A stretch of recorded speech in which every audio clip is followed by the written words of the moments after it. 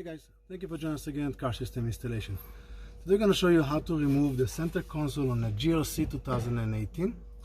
This applies to many different vehicles that has the same style center console. We've seen that on a C-Class and a few different other models. So first of all, just to know where we need to go, there are two hidden screws under this area that will allow us to remove this whole center. So the tools I'm going to be using is a plastic popper and a Torx T20. So first I'm going to open the drawer. We have the two notches in here. I'll show you how we have to move them to be able to remove this piece. From the side here, so I'm going to close this to show you.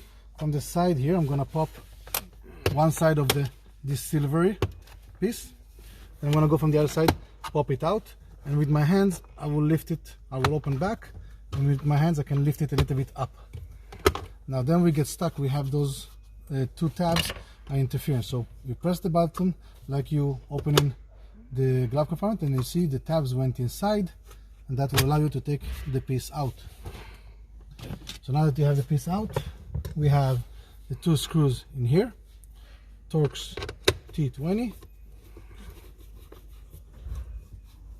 We'll open them, remove the two screws, and pretty much this whole center console is ready to come out.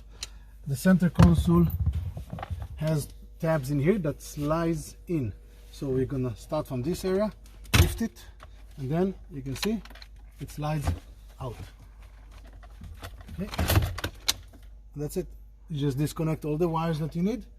Take this unit out. This is good. In this case, we are installing an add-on XM to this vehicle, but this is good for any modes that you have to do behind the radio, add-ons of CarPlay and other products that we have for this vehicle. For more how-to videos, you can always find us at Car System Installation.